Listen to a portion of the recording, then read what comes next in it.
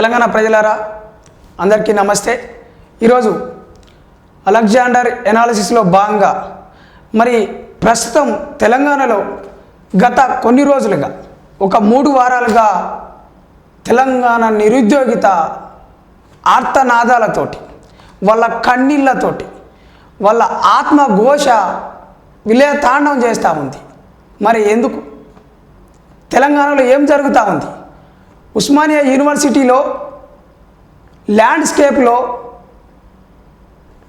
DSC వాయిదా చేయాలని నిరుద్యోగులు వాయిస్ ఇస్తూ ఉంటే మరి వాళ్ళని అందరినీ చెట్టు తిరిగి మరి ఒక నక్సలైట్ లెక్క ఒక ఉగ్రవాదుల లెక్క వెంటాడి పట్టుకొని వ్యాన్లు వేసి సుమారు 300 మంది పోలీసులు, ఒక 10 మంది ఎస్ఐలు, 3 సిఐలు, ఒక డిఎస్పి 2-3 వ్యాన్లు తీసుకొచ్చి ఎక్కించుకోబోతున్న ఒక భయాందోళనకరమైన ఒక పరిస్థితి చూస్తూ ఉన్నాం.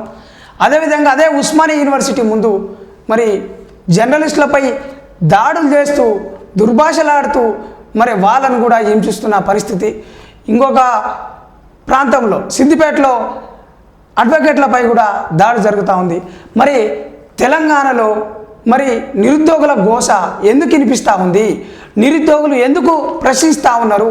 మరి ఈ నిరుద్యోగులు రోడ్ల మీదకి ఎందుకు వస్తూ ఉన్నారు అన్న విషయాన్ని మనం కూలంకషంగా పరిశీలిస్తే మరి ఎన్నికల ముందు ప్రజాపాలన తెస్తాం, నిరుద్యోగులకి, మహిళలకి, పేదలకి, వృద్ధులకి, వికలాంగులకి మంచి ప్రజాస్వామ్య పాలన అందిస్తామని చెప్పేసి ఈ యొక్క నిరుద్యోగుల ఎజెండాగా నిరుద్యోగులు తీసుకొచ్చిన ఒక ప్రభుత్వంగా మరి మీరే ప్రకటించారు కదా.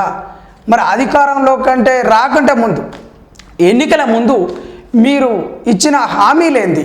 ఎన్నికల ముందు రాహుల్ గాంధీ గారు కాశ్మీర్ నుండి కన్యాకుమారి వరకు జోడో యాత్ర తలపెడితే అదే జోడో యాత్రలో తెలంగాణ సమస్యలను లేవనెత్తి తెలంగాణలో అవినీతి కావచ్చు, అక్రమాలు కావచ్చు, నిజంగా ప్రాజెక్టులు ఏవైతే దాంట్లో అవినీతి కావచ్చు, నిజంగా నిరుద్యోగుల యొక్క ఘోష ఏందని చెప్పేసి మీరు జోడో యాత్రలో బట్టి విక్రమార్క గారు మరి ఇప్పుడు సీఎంగా ఉన్న రేవంత్ రెడ్డి గారు మరి చాలా హామీలు ఇచ్చారు కదా. మీరు నిరుద్యోగుల ఎజెండాగానే ఒక జాబ్ క్యాలెండర్ కూడా రిలీజ్ చేశారు కదా.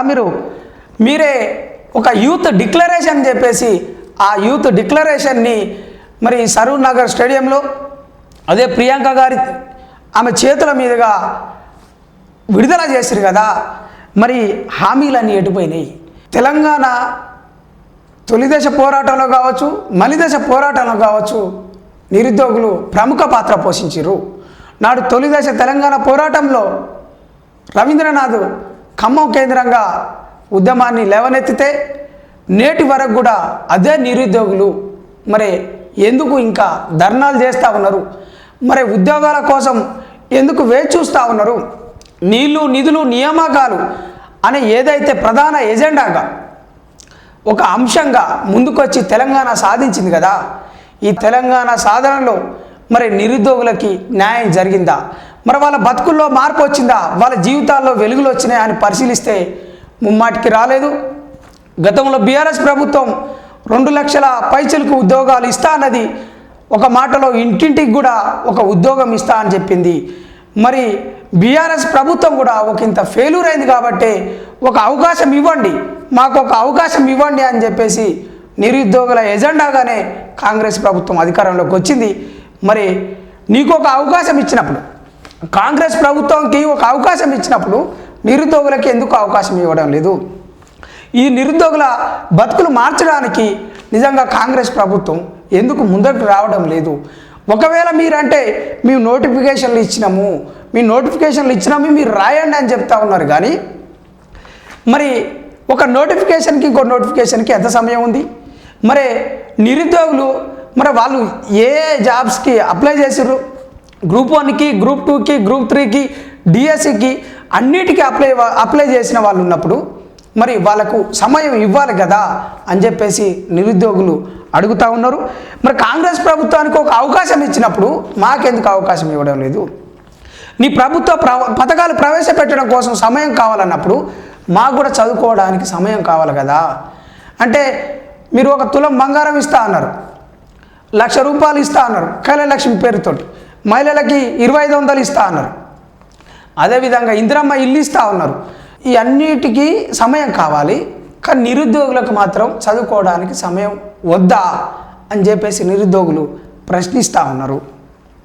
ఇక ప్రధానంగా మీరు యూత్ డిక్లరేషన్లో మెగా డిఎస్సి 25,000 ఇస్తా అన్నారు, గ్రూప్ 1 1 స్టాండర్డ్ ఇస్తా అన్నారు, గ్రూప్ 2 గ్రూప్ 3 ఉద్యోగాలు పెంచుతా అన్నారు, జాబ్ క్యాలెండర్ కూడా చేస్తా అన్నారు. మరి వీటికన్నిటికీ ఎందుకు కోత పెడతా ఉన్నారు? మరి నిరుద్యోగులు ప్రధానంగా ఆరోపిస్తున్నది ఒకటే, ఎన్నికల ముందు నిరుద్యోగులని కాంగ్రెస్ పార్టీకి ఓటేయమని, కాంగ్రెస్ పార్టీకి ఓటేస్తే మీకు న్యాయం జరుగుతుందని పుస్తకాలు పక్కన పెట్టి కాంగ్రెస్ పార్టీని గెలిపియండి అని చెప్పేసి అదే నిరుద్యోగుల్ని, ఉన్నత విద్యావంతుల్ని మీ పార్టీ కార్యకర్తలాగా ఉపయోగించుకున్నారు. నిరుద్యోగ చైతన్య యాత్రలో ముమ్మాటికి ఆ 2 నెలలు నిరుద్యోగులు కష్టపడి ఉన్నారు. మరి వాళ్ళ యొక్క విలువైన సమయం అంతా పోయింది. మరి మీరు ఉపయోగించుకున్న సమయాన్ని ఇప్పుడు మాకు చదువుకోవడానికి ఇవ్వండి అని చెప్పేసి చెప్తా ఉన్నారు. డిఎస్సి కావచ్చు, గ్రూప్ 1 కావచ్చు, గ్రూప్ 2 కావచ్చు, గ్రూప్ 3 కావచ్చు, వీళ్ళందరూ సుమారు ఒక 70 నుండి 100 పుస్తకాల వరకు చదవాల్సింది ఉంటుంది. మరి ఈ 3-4 నెలల సమయం పక్కన పెట్టి మీ పార్టీ కోసం పనిచేయడం అంటే ప్రజా పరిపాలన అన్నారు కదా, దాంట్లో నిరుద్యోగులు కూడా న్యాయం జరుగుతుంది అని చెప్పేసి నిరుద్యోగులు వాళ్ళ శక్తిని, శ్రమని పూర్తిగా మీ గెలుపు కోసమే దారపోసినప్పుడు మరి నిరుద్యోగులకి న్యాయం చేయాలగా అని చెప్పేసి ఇప్పుడు వాళ్ళు బలంగా అడుగుతూ ఉన్నారు. నిన్నటికి నిన్న అశోక్ నగర్లో ఒక ఉద్రిక్త వాతావరణం ఏర్పడ్డది. అంటే చాలామంది భయాందోళనలో ఉన్నారు. డిఎస్సి విద్యార్థులైతే పోస్ట్ పోన్ చేయండి, పోస్ట్ పోన్ చేయకపోతే మేము ఆత్మహత్యలు చేసుకుంటాం, నిజంగా భార్య భర్త ఇద్దరం కూడా మేము ప్రైవేట్ టీచర్లుగా చేస్తూ ఉన్నాం, మాకు 2 పిల్లలు ఉన్నారు, మాకు గవర్నమెంట్ జాబ్ తప్ప వేరే దిక్కు లేదు అని చెప్పేసి వాళ్ళు నిజంగా గోసడిల్లుతూ ఉన్నారు. కొంతమంది అయితే మీరు ఏదైతే ఇచ్చిర్రో ఎగ్జామ్ ఉన్నదని మీరు ఏదైతే తేదీలు డిక్లేర్ చేసిర్రో వెంటనే మళ్ళీ మీరు ఆల్ టికెట్లు వెబ్ నోట్ ద్వారా మీరు ఎట్లయితే ప్రకటించి మళ్ళీ ఆల్ టికెట్ విడుదల చేసిర్రో ఆ ఆల్ టికెట్ని కూడా కాల్ చేసే ప్రయత్నం జరుగుతూ ఉంది. కొన్ని చోట్ల కాల్స్తూ ఉన్నారు. మరి ఈ గ్రూప్ 2 గ్రూప్ 1 కూడా ఈ గ్రూప్ 1లో 1 స్టాండర్డ్ చేయాలని చెప్పేసి ప్రధానంగా డిమాండ్ చేస్తూ ఉన్నారు. గ్రూప్ 2 గ్రూప్ 3ని కూడా డిసెంబర్లో పెట్టాలని చెప్పేసి వాళ్ళు చెప్తా ఉన్నారు. మరి వీళ్ళ ప్రధాన డిమాండ్లలో 1 స్టాండర్డ్ డిమాండ్ చేయడానికి ఏమైనా న్యాయపరమైన చిక్కులు ఉన్నాయా లేదా, అసలు చేయకపోవడానికి గల కారణాలేంది, డిఎస్సి వాయిదా వేయకపోవడానికి గల కారణాలేంది, మరి అదేవిధంగా గ్రూప్ 2 గ్రూప్ 3 యథావిధిగా ఎందుకు నిర్వహిస్తూ ఉన్నారు, ఆగస్టు 7-8న నిర్వహిస్తే మరి అదే డిఎస్సి అభ్యర్థులు మరి ఎగ్జాక్ట్లీ ఒక 2 రోజుల ముందు వరకు కూడా వాళ్ళు రాసేది ఉంటుంది, మరి అప్పటి వరకు అయితే ఇబ్బంది అవుతుంది కదా అని చెప్పేసి వీళ్ళు చాలా వరకు బాధపడుతూ ఉన్నారు, కన్నీరు మున్నీరు అవుతూ ఉన్నారు. మరి వీళ్ళ యొక్క గోడుని, వీళ్ళ యొక్క ఆర్తనాదాన్ని ఇనే ప్రయత్నము రేవంత్ రెడ్డి ప్రభుత్వము, కాంగ్రెస్ ప్రభుత్వం ఎందుకు చేయడం లేదు? మీరు పెట్టుకున్న కొంతమంది ప్రభుత్వానికి ఇచ్చే ఆలోచన పరంగా కావచ్చు, లేదు అని అంటే కొంతమేరకు మీకు సూచనలు ఇచ్చే ఎవరైతే ఉన్నారో ఆ కోవట్టులు ఉన్నారా అని చెప్పేసి వాళ్ళే డైవర్ట్ చేస్తూ ఉన్నారని చెప్పేసి చెప్తా ఉన్నారు. ప్రధానంగా 5 మంత్ర పేరుతోటి రియాజ్ గారు నిరుద్యోగులని మభ్యపెట్టే ప్రయత్నం చేస్తూ ఉన్నారు, వాళ్ళ నీరు గార్చే ప్రయత్నం చేస్తూ ఉన్నారు. అదేవిధంగా నిరుద్యోగులని వాళ్ళ యొక్క భావోద్వేగాల మీద ఒక ఎమ్మెల్సీగా ఈ మధ్య కాలంలో ఎంపికైన బల్మూరు వెంకట్ కూడా నిరుద్యోగులకి న్యాయం చేస్తా అని చెప్పేసి వీళ్ళని కూడా మభ్యపెట్టి నేను గ్రూప్ 2 వాళ్ళకి న్యాయం చేస్తా, డిఎస్సి నా వల్ల కాదు అని చెప్పేసి డిఎస్సి వాళ్ళను, గ్రూప్ 1 వాళ్ళను, గ్రూప్ 3 గ్రూప్ 2 వాళ్ళను విచ్ఛిన్నం చేసి వాళ్ళ యొక్క భావోద్వేగాలతోటి, వాళ్ళ యొక్క జీవితాలతోటి ఆడుకున్న ప్రయత్నం మనం చూస్తూ ఉన్నాం. మరి నిజంగా మరి వీళ్ళ మాటలు వింటారా? ఎన్నికల ముందు మీరు ఏదైతే హామీలు ఇచ్చిరో హామీల ప్రకారము ఆ నిరుద్యోగుల దగ్గరకు వచ్చి చిక్కడపల్లి లైబ్రరీ కావచ్చు, ఉస్మానియా యూనివర్సిటీ కావచ్చు వచ్చి నిరుద్యోగుల పక్షాన వాళ్ళ ఆర్తనాదం ఏంది, వాళ్ళ హక్కులేంది, నిజంగా నిరుద్యోగులకి ఎంత మేరకు ఉద్యోగాలు ఇవ్వాలని చెప్పేసి వచ్చి కూర్చొని చర్చించారు కదా. మరి ఇప్పుడు అధికారంలో ఉన్నప్పుడు ఎందుకు రావడం లేదు? మీకు సమయం లేకపోతే మీ మంత్రులు ఉన్నారు కదా, మీ మంత్రుల్ని ఎందుకు పంపించలేదు? మంత్రులు కాకపోతే కోదండరామ్ సార్ కావచ్చు, లేదనంటే హరగోపాల్ కావచ్చు, హరగోపాల్ సార్ లాంటి వాళ్ళని వీళ్ళు చెప్తున్నప్పటికీ మరి వాళ్ళ దగ్గరికి వెళ్ళి మరి నిజంగా నిరుద్యోగులకు ఏమైనా సమస్యలు ఉన్నాయా, ప్రజా సమస్యలు ఏమైనా ఉన్నాయా అని వాళ్ళ యొక్క గోడుని వినే ప్రయత్నం ప్రభుత్వం ఎందుకు చేయడం లేదు? అదే ఆంధ్రప్రదేశ్ ముఖ్యమంత్రి చంద్రబాబు గారు ఆయనను హైదరాబాద్కు తీసుకొచ్చి మరి ఏంది అని మంతనాలు చెప్తా ఉన్నాం, మరి ఆయనతో చర్చలు జరుపుతూ ఉన్నావు. లేదు అనంటే ఒక సినిమా పరిశ్రమ గురించి మాట్లాడుతూ ఉన్నాం, లేదు అనంటే ఒక టిఫిన్ సెంటర్ ఒక కుమారి ఆంటీతోటి మాట్లాడి లేకుంటే ఆమె గురించి మాట్లాడేంత ఒక సమయం ఉన్నది. కానీ మరి నిరుద్యోగుల పట్ల ఎందుకు అంత చిన్న చూపు? నిరుద్యోగులని ఎందుకు ఒక పురుగులాగా చూస్తున్నారు? నిరుద్యోగులని ఎందుకు అడ్డకూలీలు అంటున్నారు? మరి నిన్నటికి నిన్న గౌరవనీయులు ముఖ్యమంత్రి గారు మాట్లాడుతూ జాబ్ క్యాలెండర్కి చట్టబద్ధత చేస్తాం, ఏటా మార్చి 31 నాటికి ఖాళీ పోస్టుల ప్రకటన చేస్తాం, డిసెంబర్ 9 నాటికి భర్తీ చేస్తాం, ప్రస్తుత నోటిఫికేషన్ల మేరకే ఉద్యోగాలు ఇస్తాం, గ్రూప్ 1:100 పిలిస్తే కేసులు న్యాయపరమైన చిక్కులు ఉంటాయి, అదేవిధంగా కోచింగ్ సెంటర్లు రాజకీయ నాయకులు నిరుద్యోగులని రెచ్చగొడతా ఉన్నారు అని చెప్పేసి ప్రస్తావన. దీంట్లో నిజం ఉన్నదా? నిజానికి టీఎస్పీఎస్సీని రద్దు చేసి టీజీపీఎస్సీ అని పేరు పెట్టాలని, తెలంగాణలో ఒక ఆత్మ ఉండాలని, అదే టీఎస్పీఎస్సీలో ఎస్ స్థానంలో ఒక టీజీని యాడ్ చేయడము, మరి నిజంగా తెలంగాణకు సంబంధించిన ఒక కల్చర్ కావచ్చు, దానికి పూర్తి ఒక ఆత్మ ఉండాలని చెప్పేసి తెలంగాణ ఒక పేరు మార్చడం కావచ్చు, లేదు అంటే ఒక లోగోని చేంజ్ చేయడం కావచ్చు, లేదు అని అంటే తెలంగాణ గీతాన్ని దాన్ని మార్పు చేసి అదే ఆంధ్ర వ్యక్తి అయిన కీరవాణితో కొట్టేయడం కావచ్చు. నిజంగా ఈ అంశాలన్నిట్లలో ఉన్న శ్రద్ధ మరి తెలంగాణ నిరుద్యోగుల పట్ల ఎందుకు లేదు? నిరుద్యోగులపై రేవంత్ రెడ్డి మొండి వైఖరి ఎందుకు అని చెప్పేసి నిరుద్యోగులు బాహటంగానే రోడ్లెక్కి ప్రశ్నిస్తూ ఉన్నారు. మరే నిరుద్యోగులను నమ్ముకున్న కుటుంబాలు ఏమైపోవాలి? ఈ 10 సంవత్సరాలు వాళ్ళ విలువైన సమయం ఏమైపోవాలి? చాలామంది తాలి పుస్తలు అమ్ముకొని వాళ్ళ కడుపులు మార్చుకొని నిద్రాహారాలు మాని కారం పొడితోటి మామిడికాయ పచ్చడితోటి తిని 5 రూపాయల భోజనం తింటూ చిక్కడపల్లి లైబ్రరీలో, ఉస్మానియా యూనివర్సిటీ లైబ్రరీలో ఎక్కడైతే అక్కడ అవసరమైతే కొంతమంది ఏటీఎం సెంటర్లలో సెక్యూరిటీ గార్డులుగా పనిచేస్తూ, కొంతమంది నిజంగా కూలీనాలు చేస్తూ, కొంతమంది పెయింటింగ్ పనికి పోతూ, కొంతమంది క్యాటరింగ్ పోతూ వాళ్ళ జీవితాన్ని అంతా ప్రభుత్వ ఉద్యోగం వస్తుంది, అమ్మ నాకు కొలువు వస్తుంది, నాకు జాబ్ వస్తే నెలకు ఒక 60,000 70,000 జీతం వస్తుంది, మన కుటుంబాలన్నీ మారుతాయి, మన కుటుంబానికి ఒక గౌరవం వస్తుంది, నిజంగా నా జీవితంలో వెలుగులు వస్తాయని చెప్పేసి కదా ఈ నిరుద్యోగులు మీకు ఓటేసింది. ఈ 10 సంవత్సరాల నుండి చదువుతూ ఉన్నది. మరి ఈ గ్రూప్ 1:100 ఎందుకు సాధ్యం కావట్లేదు? గతంలో గ్రూప్ 1ని గత ప్రభుత్వం నిర్వహించడంలో ముమ్మాటికి విఫలమైంది. ఆ విఫలం కావడానికి గల పలు కారణాలు టీజీపీఎస్ చెప్పింది, గత ప్రభుత్వం చెప్పింది. లీకేజీలు కావచ్చు, బయోమెట్రిక్ తీసుకోవడం ఆ లోపం వల్ల కావచ్చు, 2022 మొదలుకొని 2024 వరకు పూర్తిగా గ్రూప్ 1 ఉద్యోగాలు భర్తీ చేయని ఒక లోపం కనపడతా ఉంది. గత ప్రభుత్వం 503 గ్రూప్ 1 ఉద్యోగాలు ఇస్తే అవి ముమ్మాటికి మొదటి నోటిఫికేషన్ కావచ్చు, రెండో నోటిఫికేషన్ కావచ్చు, లీకేజీల వల్ల, బయోమెట్రిక్ లోపాల వల్ల అవి 2 రద్దయినాయి. మూడోసారి కూడా ఇప్పుడు తెలంగాణ ప్రభుత్వము, కాంగ్రెస్ ప్రభుత్వము మళ్ళా ప్రిలిమినరీ పరీక్ష పెడితే రాయడానికి కూడా సిద్ధపడి వాళ్ళు ఈ 10 సంవత్సరాల గోడుని గ్రూప్ 1 ఆఫీసర్ అయితే మా జీవితాలు మారుతాయి, ఒక డిస్ట్రిక్ట్ కలెక్టర్ కావచ్చు, ఒక ఆర్డీఓ కావచ్చు, అవసరమైతే ఈ తెలంగాణ భవిష్యత్తును మార్చే ఒక మేధావి కావచ్చు అనే ఉద్దేశంతో గ్రూప్ 1 ఎగ్జామ్ రాస్తూ ఉన్నారు. మరి నిజంగా అందరికీ న్యాయం జరిగిందా?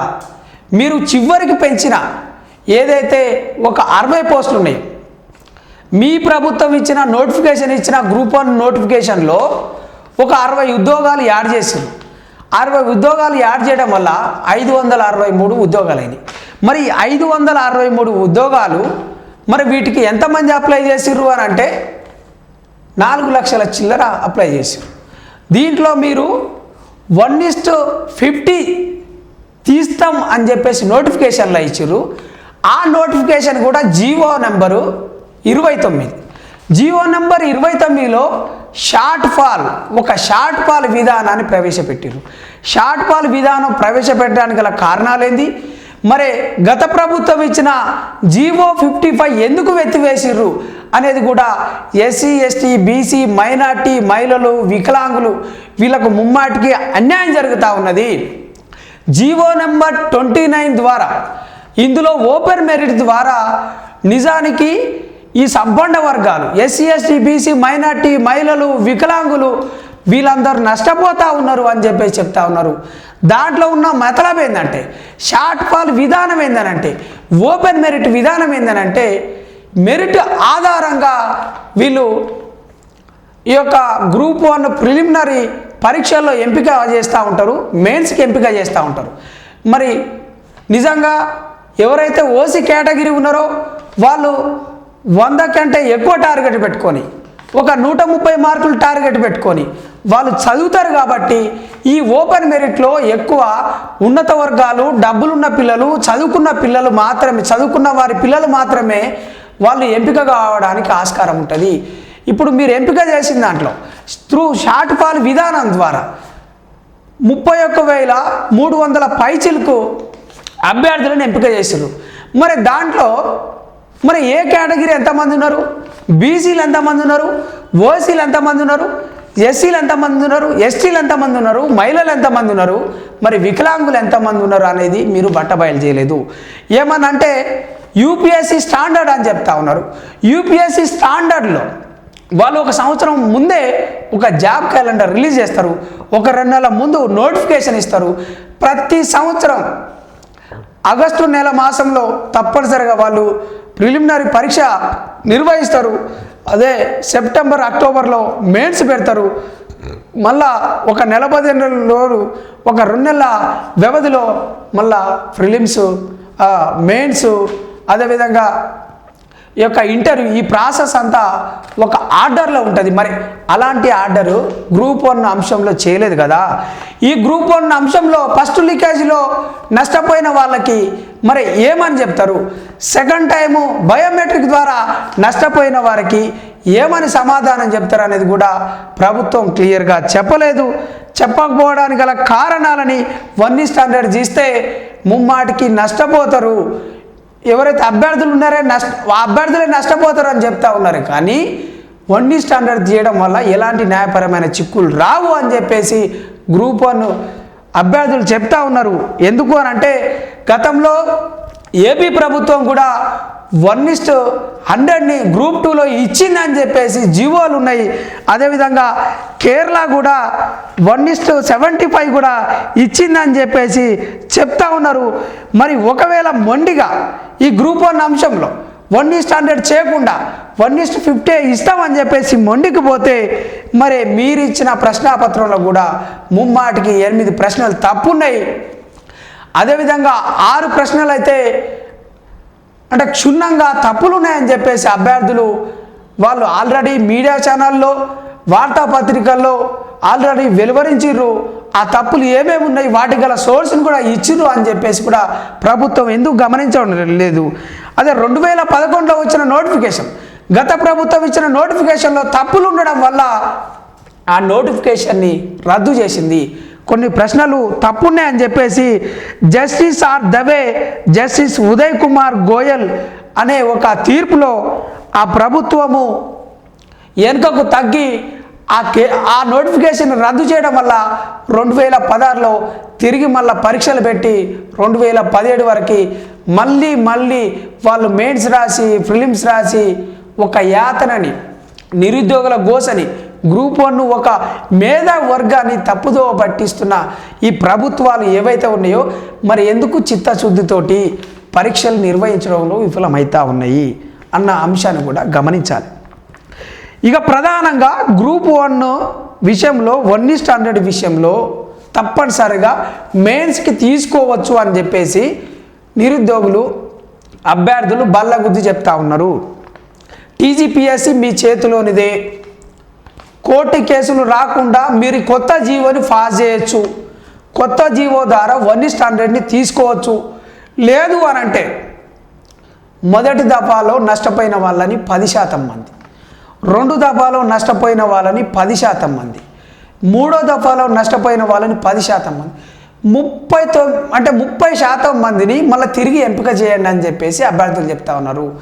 నిజంగా ప్రజాప్రభుత్వం అయితే, నిజంగా ప్రజాపాలన అయితే, నిరుద్యోగుల గోస ఇంటే, నిరుద్యోగుల ఆర్తనాదం ఉంటే ఈ గ్రూప్ 1:100ని మీరు తప్పకుండా ఎంపిక చేయాలి. ఎందుకు చేయాలంటే నిండు అసెంబ్లీలో గత ప్రభుత్వం ఉన్నప్పుడు మీ ఉప ముఖ్యమంత్రి గారు బట్టి విక్రమార్క గారు గట్టిగా ప్రశ్నించారు. ఏమని? 1:100 చేయాలి, నిరుద్యోగులు నష్టపోతూ ఉన్నారు, చేయొచ్చు, మా ప్రభుత్వం చేస్తుంది అని చెప్పేసి, మా ప్రభుత్వం వస్తే చేస్తుంది అని చెప్పేసి హామీ ఇచ్చారు. అది మీరు మర్చిపోయిరా? అదేవిధంగా మీ పార్టీ కోసం పనిచేస్తున్న మీ పార్టీ వ్యక్తి రియాజ్ గారు 5 మంత్రాన్ని నడిపిస్తున్న, అశోక్ నగర్ కేంద్రంగా నడిపిస్తున్న ఒక ట్యూటరు, మరి ఆయన కూడా 1:100 చేయాలని చెప్పేసి ఆయన డిమాండ్ చేసిండు. మరి ఆయన మాటలన్నా మీరు ఎందుకు వినడం లేదు? మరి ఎందుకు ఇట్లా నిరుద్యోగుల యొక్క గోస, మీరు ఇంకా వాళ్ళపై ఎందుకు ఇంత మొండి వైఖరి అనేది కూడా ఒక్కసారి మీరు ఆత్మ పరిశీలన చేసుకోవాలి. ఇప్పటికన్నా దయచేసి ముఖ్యమంత్రి గారు నిరుద్యోగులతో చర్చలు జరపాలని చెప్పేసి వాళ్ళు వేడుకుంటా ఉన్నారు. ఇకపోతే డిఎస్సి అంశానికి వస్తే, ఈ డిఎస్సి అంశంలో గత ప్రభుత్వం ఒక 5,089 ఉద్యోగాలు ఇచ్చింది. ఈ 5,089 ఉద్యోగాలు ఇస్తే అది మెగా డిఎస్సి కాదు, అది దగా డిఎస్సి అని, మరి నిరుద్యోగులకు న్యాయం చేయాలని, నిజంగా తెలంగాణలో 30 లక్షల మంది నిరుద్యోగులు ఉన్నారని, వాళ్ళకి కేవలం ఒక 5,000 సుమారు టీచర్ జాబ్ల కోసం చదివే వాళ్ళే 5 లక్షల పైచిలుకున్నారని, వాళ్ళకి 5,000 ఇస్తే సరిపోదని మీ ప్రభుత్వం వాళ్ళే మాట్లాడారు కదా. మీ ప్రభుత్వం నుండే మేధావులు కావచ్చు, రాజకీయ నాయకులు కావచ్చు మాట్లాడారు కదా. అదే రేవంత్ రెడ్డి గారు, బట్టి విక్రమార్క గారు, కోమటిరెడ్డి గారు, ఉత్తమ్ కుమార్ రెడ్డి గారు మీరందరూ మాట్లాడే ఒక జాబ్ డిక్లరేషన్ని, ఒక యూత్ డిక్లరేషన్ జాబ్ క్యాలెండర్ని ప్రస్తావించారు కదా. మరి ఇప్పుడు ఎందుకు ఆ అంశం మీద మాట్లాడడం లేదు? ఆ 5,000ని కాస్త 25,000 చేస్తామని చెప్పేసి ఒక జాబ్ క్యాలెండర్ ఇస్తామని చెప్పేసి చెప్పారు కదా. దాంట్లో ఈ మధ్య కాలంలో ఇచ్చిన ఒక 11,000 మీరు మెగా డిఎస్సి అని చెప్పేసి మీరు ప్రకటించరు. అదే డిఎస్సి అభ్యర్థులు, నిరుద్యోగులు ఇది దగా డిఎస్సి. నిజంగా కొన్ని జిల్లాల్లో మాకు సరిగా ఉద్యోగ ఖాళీలు లేవు, స్కూల్ అసిస్టెంట్లకి ఎస్జిటి అవకాశం ఇవ్వలేదు, మరి ఎస్జిటి వాళ్ళకి ఎక్కువ పోస్టులు ఉన్నాయి, మరి స్కూల్ అసిస్టెంట్లకి తక్కువ ఉన్నాయని చెప్పేసి వాళ్ళు బాధపడతా ఉన్నారు. మరి అదే 25,000 ఇస్తే మరి అందరికీ న్యాయం జరుగుతుందిగా అని చెప్పేసి వాళ్ళు చెప్తా ఉన్నారు. వాళ్ళ మాటల్ని ఖాతరు చేయకుండా మరి కేవలం 11,000 ఇవ్వడం వల్ల వాళ్ళు నష్టపోతా ఉన్నారు అని చెప్పేసి వాళ్ళు వాళ్ళ గోడిని ఎలబుచ్చుతూ ఉన్నారు. మరి 11,000 ఇచ్చినప్పుడు కూడా మీరు రాష్ట్రం కుయ్యో మొర్రో అన్నా కానీ, మరి ఈ మధ్యకాలంలో గత ఒక నెల రోజుల క్రితం వాళ్ళ కోసం ఓ టెట్టు పెట్టారు. మరి టెట్టు పెట్టి మరి డిఎస్సికి రాయడానికి మీరు ఎంత వ్యవధి ఇవ్వాలి? యాజ్ పర్ జీవో అయినా, ప్రభుత్వ విధానాల ప్రకారమైన, నిర్ణయాల ప్రకారమైన, గత సాంప్రదాయం ప్రకారం మినిమం 45 రోజులన్నా గడిపియాలి. మరి వీళ్ళు సెల్ఫ్లో కొద్ది పుస్తకాలు, బస్తాల కొద్ది పుస్తకాలు చదవాలనంటే, సుమారు ఒక 100 పుస్తకాలు చదవాలంటే 6వ తరగతి నుండి 10వ తరగతి వరకు ప్రతి పుస్తకం, దాంట్లో సోషల్ చదవాలి, సైన్స్ చదవాలి, మ్యాథ్స్ చదవాలి, దాంట్లో తెలుగు చదవాలి, ఇంగ్లీష్ చదవాలి, దాంట్లో మెథడాలజీ చదవాలి. ఇవన్నీ చదవడానికి వాళ్ళకి సమయం సరిపోవడం లేదు. మా జీవితాన్ని అంతా తాకట్టు పెట్టి చదువుతూ ఉంటే తీర ఉద్యోగాలు మేము ప్రాణ త్యాగాలు చేసినాం, మేము మా గోసని వెల్లడిస్తూ ఉన్నాం, మా ఆర్తనాదాలు మీకు వినపడడం లేదా? ఉద్యోగాలు పెంచకుండా ఇప్పుడు సమయం అన్న ఇవ్వాలి కదా, ఒక 3 నెలలు వాయిదా వేయండి మా కోసం అని చెప్పేసి అదే నిరుద్యోగులు, అదే డిఎస్సి అభ్యర్థులు వేడుకుంటా ఉన్నారు. అదే మంత్రుల దగ్గరికి పోతా ఉన్నారు, ప్రతిపక్షాల దగ్గరికి పోతా ఉన్నారు, కిషన్ రెడ్డి దగ్గరికి పోయారు, అదేవిధంగా బీఆర్ఎస్ పార్టీకి సంబంధించిన నాయకుల దగ్గరికి పోతా ఉన్నారు, కేటీఆర్ దగ్గరికి పోతా ఉన్నారు, కేసీఆర్ దగ్గరికి పోతా ఉన్నారు, హరీష్ రావు దగ్గరికి పోతా ఉన్నారు. ఇది డిమాండ్, ఈ ప్రధాన డిమాండ్ నిజంగా చేయాలనే కదా మోతీలాల్ ఒక 9 రోజులు నిరాహార దీక్ష చేసింది. ఆ నిరాహార దీక్ష చేస్తే ఇది ఒక బూటకమని నాటకమని అమ్ముడు పోయిండు అని చెప్పేసి సీతక్కతో ఒక ఫోన్ చేపించి ఒక గిరిజన విద్యార్థి మరి ఆమెతోటి ఫోన్ చేపించి మరి ఏమని మాట్లాడిందో కూడా తెలియదు, మరి దాన్ని వెల్లడించలేదు తను. ఒకవేళ తమ్మి మరి మన పేదవాళ్ళం గిరిజనులను బాగా చదువుకోవాలి, మన కుటుంబంలో నువ్వు చదువుకున్నావు, నువ్వు ఒక్కనివి, నువ్వు చదువుకోతమ్మా అని చెప్పేసి చెప్పున్నదేమో, మరి నీ ఆరోగ్యం కాపాడుకోతమ్మని అని చెప్పినదేమో. మరి గాంధీ హాస్పిటల్లో నిజంగా ఒక చావు బతుకుల మధ్యలో నిరాహార దీక్ష చేస్తే మీరు బీఆర్ఎస్ పార్టీకి అమ్ముడు పోయిందని, ప్రతిపక్షాలకు అమ్ముడు పోయిందని, అసలు నువ్వు జాబ్కే అప్లై చేయలేదని చెప్పేసి నిన్న రేవంత్ రెడ్డి గారు మాట్లాడడంతో, అంతకంటే ముందు చలో ఢిల్లీని ప్రకటించిండు. ఉస్మానియా కేంద్రంగా చాలాసార్లు అరెస్ట్ చేసినప్పుడు కూడా నిక్కచ్చిగా నీతిగా నిరుద్యోగుల పక్షాన ఫైట్ చేస్తున్న ఒక నిరుద్యోగ నేతని మరి క్యారెక్టర్ అసాసినేషన్ చేయడము ఇది కరెక్టేనా? మీ ప్రభుత్వం కావచ్చు, మీ నాయకులు కావచ్చు, ఒకసారి ఆత్మవిమర్శ చేసుకోండి. అదేవిధంగా బక్కా జెర్సన్ గారు మీ కాంగ్రెస్ పార్టీ కార్యకర్తనే. అదే గత బీఆర్ఎస్ ప్రభుత్వం మీద సుమారు 170 కేసులు దాకా వేసిండు. అవినీతి మీద, అక్రమాల మీద, ఉద్యోగాలకు సంబంధించిన నోటిఫికేషన్ ఫెయిల్యూర్స్ మీద, అదే సింగరేణి ఖాళీల మీద, అదే విధంగా డిఎస్సి మీద, గ్రూప్ 1 మీద, గ్రూప్ 2 మీద ఇట్లా 170 కేసులు మీ మీద వేసింది కదా బీఆర్ఎస్ ప్రభుత్వం మీద వేస్తే, ఆయనే మీ ప్రభుత్వం కూడా మొద్దు నిద్రపోతా ఉన్నది. మరి ఎందుకు నిరుద్యోగుల గోస వినడం లేదు అని చెప్పేసి ఇప్పుడు ఏదైతే చెప్పిన డిమాండ్లు ఉన్నాయో ఆ డిమాండ్లని అన్నీ పెట్టుకొని ఆయన 9 రోజులు నిరాహార దీక్ష చేస్తే ఆయన ఇంట్లోనే బంధించి చావు బతుకుల మధ్యలో ఉంటే డాక్టర్లు కూడా పట్టించుకోకుండా పోలీసుల యొక్క పహార మధ్యలో పెట్టి ఎవరిని రానియకుండా, నిరుద్యోగ యువనేత ఒక జనార్దన్ రానియకుండా, అదేవిధంగా సాయి చంద్ సతీమణి ఒక రజనిని రానియకుండా, వీళ్ళని అందరినీ రానియకుండా కట్టడి చేసిన క్రమంలో అయినప్పటికీ ఆయన చావుతో యుద్ధం చేస్తూ కూడా చిట్ట చివరి వరకు నేను నిరుద్యోగుల పక్షాన ఉంటా అని చెప్పేసి ఆరోగ్యం బాగలేకున్నా 9 రోజుల పాటు అనే నిరాహార దీక్ష చేస్తే ఆయన మీద నిందలు. నిన్న మాట్లాడింది ఏమని మాట్లాడారు గౌరవనీయులైన ముఖ్యమంత్రి గారు? బక్కా జెర్సన్కి ఏ అవకాశం లేదు, ఒక పదవి లేదు, ఏది లేదు కాబట్టే నా మీద విరుచుకపడతా ఉన్నాడు, నా మీద దుమ్మెత్తి పోస్తూ ఉన్నాడు అన్న కోణంలో మీరు మాట్లాడిన తీరు నిరుద్యోగులని కలిసివేసింది. అది ముమ్మాటికి తప్పు అన్న సంగతి మీరు ఎందుకు గ్రహించడం లేదు? అదేవిధంగా ఇంకొక అశోక్ ఆన్లైన్ అకాడమీ ట్యూటర్ అయినటువంటి అశోక్ గారు ఆయన నిరాహార దీక్ష చేస్తే ఆయన క్యారెక్టర్ కూడా అసాసినేషన్ చేసిర్రు మీరు. ఆయన కోట్లు సంపాదిస్తూ ఉన్నాడు అని చెప్పేసి చెప్తా ఉన్నారు. మరి ఆయనని ఫ్రీగా గ్రూప్ 1 గ్రూప్ 2 ఫ్రీ కోచింగ్ ఇస్తున్నా అని చెప్పేసి ఆయన ₹1 ఇచ్చిన ఒక సంఘటన కావచ్చు, ఆ ప్రస్థానం కావచ్చు చూడొచ్చు. మరి ఇవన్నీ నిరుద్యోగులు పసిగడుతూ ఉన్నారు కదా. మరి ఒకవేళ కోచింగ్ సెంటర్లు వేలకు కోట్లు తండుకుంటున్నారు అని అనుకుంటే నిరుద్యోగులు ఏమంటూ ఉన్నారు?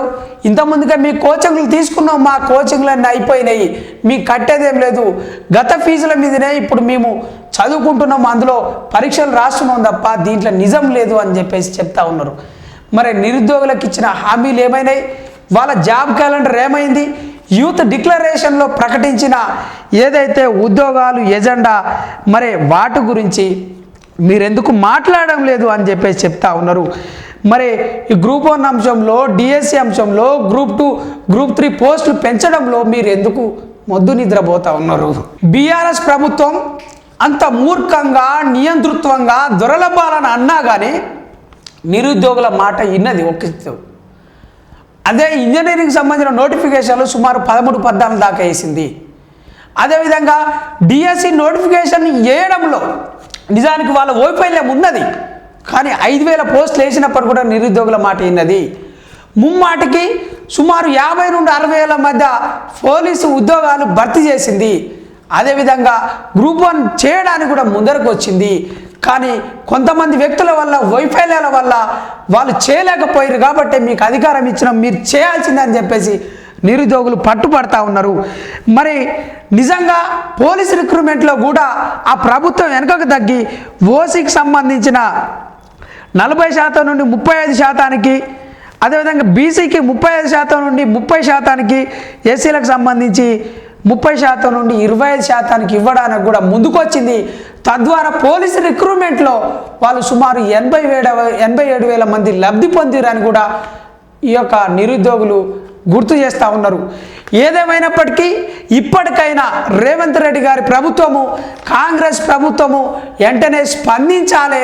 స్పందించి నిరుద్యోగుల యొక్క హక్కులు కావచ్చు, వాళ్ళ డిమాండ్స్ కావచ్చు పూర్తిగా నెరవేర్చాలి.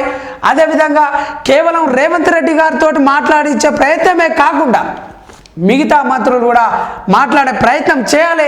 నిజంగా ఒక హోం మంత్రి లేకపోవడము, నిజంగా ఒక విద్యాశాఖకు సంబంధించిన ఒక మంత్రి లేకపోవడము, కాంగ్రెస్ ప్రభుత్వం యొక్క వైఫల్యాలని ఎండగట్టడం కోసం 15వ తారీఖు ప్రతిపక్షాలు ప్రజా సంఘాల ఆధ్వర్యంలో ఈ యొక్క సెక్రటేరియట్ ఒక ముట్టడి ఉంటుంది అని చెప్పేసి ఆల్రెడీ ప్రకటించారు. అవసరమైతే చలో ఢిల్లీ పోయి అక్కడ ప్రియాంక గాంధీకి, సోనియా గాంధీకి, రాహుల్ గాంధీకి కూడా మా యొక్క గోడిని, మా ఆర్తనాదాన్ని విన్నవిస్తామని చెప్పేసి కూడా చలో ఢిల్లీ ప్రకటన కూడా చేసిరు. మరి నిరుద్యోగుల మీద దాడులు, దౌర్జన్యాలు, అరెస్టులు ఇవన్నీ మానుకొని వాళ్ళని గోజపెట్టకుండా నిరుద్యోగుల యొక్క హక్కులను కాపాడాలి. వాళ్ళ ముమ్మాంటికి వాళ్ళ డిమాండ్లను అన్నింటినీ నెరవేర్చాలని చెప్పేసి నిజంగా నిరుద్యోగులు వేడుకుంటా ఉన్నారు. రేవంత్ అన్న మీరే మాకు న్యాయం చేస్తారన్నా అని చెప్పేసి వాళ్ళు ముందుకు వస్తూ ఉన్నారు. వాళ్ళ గోడుని వినడం కోసం, వాళ్ళ యొక్క ఆశయాలను, హక్కులను కాపాడడం కోసం మీ ప్రభుత్వం దిగి రావాలని చెప్పేసి ఇప్పుడు అశోక్ నగర్లో జరుగుతున్న ఏదైతే నిన్న నుండి జరుగుతున్న ఏదైతే భారీ ఎత్తున ధర్నా ఏదైతే ఉందో ఆ ధర్నాని చూసైనా ఇప్పటికైనా ప్రభుత్వం స్పందించాలి. 1:100 గ్రూప్ 1 ఏదైతే ప్రధాన డిమాండ్ ఉందో దాన్ని యాక్సెప్ట్ చేయాలి. మీ యొక్క ఉప ముఖ్యమంత్రి నిండా అసెంబ్లీలో మాట్లాడిన ఆ డిమాండ్ నెరవేర్చాలి. మీ రియాజు ఎవరైతే మీ ప్రభుత్వానికి సంబంధించిన సూచనలు ఇచ్చే ఎవరైతే ఈ మధ్యకాలంలో గ్రంథాలయ చైర్మన్గా ఎంపికైండో ఆయన మాటలు కూడా వినాలి. ప్రొఫెసర్ కోదండరామ్ కావచ్చు, అరగోపాల్ కావచ్చు, లేకుంటే ఉస్మాన్ యూనివర్సిటీలో ఉండే ప్రొఫెసర్లు ఎవరైతే ఉన్నారో వాళ్ళ మాట వినండి. ఒక కాసిం సార్ కావచ్చు, లేకుంటే ఒక ప్రొఫెసర్ గాలి వినోద్ కుమార్ కావచ్చు, మిగతా ఎవరైతే ప్రొఫెసర్లు ఉన్నారో వాళ్ళ కమిటీని వేసి ఈ యొక్క విద్యార్థుల యొక్క, అభ్యర్థుల యొక్క, నిరుద్యోగుల యొక్క గోస మీద మీరు ఒక కమిటీ ఇచ్చి వాళ్ళ గోస ఇని నిరుద్యోగుల డిమాండ్ నెరవేర్చాలి. డిఎస్సిని తప్పనిసరిగా వాయిదా వేయాలి. ఒక 3 నెలల సమయం ఇవ్వాలి వాళ్ళకి. అదేవిధంగా గ్రూప్ 2, గ్రూప్ 3 ఉద్యోగాలను పెంచాలని చెప్పేసి బలంగా ఈ యొక్క నిరుద్యోగులు వేడుకుంటున్నారు. ఈ యొక్క అభ్యర్థులు వేడుకుంటున్నారు. వాళ్ళ తాలి పుస్తకాలు తాకట్టు పెట్టిర్రు. వాళ్ళ ఆర్తనాదం ఇంకా వినిపిస్తూ ఉన్నారు. వాళ్ళు రోడ్డు మీదకి వచ్చి ఇంకా మాట్లాడుతూ ఉన్నారు. పేదరికంలో కూడు లేక, కుమ్ము లేక 5 రూపాయల భోజనం తింటున్న ఈ పేదలని, ఈ అభ్యర్థులని, నిరుద్యోగుల యొక్క గోడుని పట్టించుకోవాలని చెప్పేసి ప్రజా సంఘాలు, మేధావులు, ప్రతిపక్షాలు, నిజంగా ఉస్మాన్ యూనివర్సిటీలో ఉండే ప్రొఫెసర్లు, వివిధ సంఘాల నాయకులు, విద్యార్థి నాయకులు వీళ్ళందరూ వేడుకుంటా ఉన్నారు. దయచేసి ఇప్పటికైనా ప్రభుత్వం దిగిరావాలి.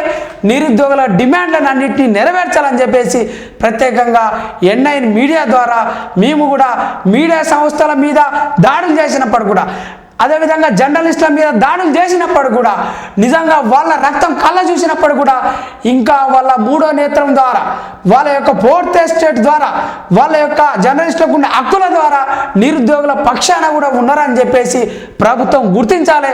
తప్పనిసరిగా నిరుద్యోగులపై ఈ యొక్క మొండి వైఖరిని విడనాడాలని చెప్పేసి రేవంత్ రెడ్డి గారి ప్రభుత్వాన్ని, కాంగ్రెస్ ప్రభుత్వాన్ని తప్పనిసరిగా నిరుద్యోగుల పక్షాన మేము కూడా ఉంటామని చెప్పేసి నిరుద్యోగుల డిమాండ్లను నెరవేర్చాలని చెప్పేసి తప్పనిసరిగా ప్రభుత్వం దిగి రావాలని చెప్పేసి వేడుకుంటున్నాం. Thank you.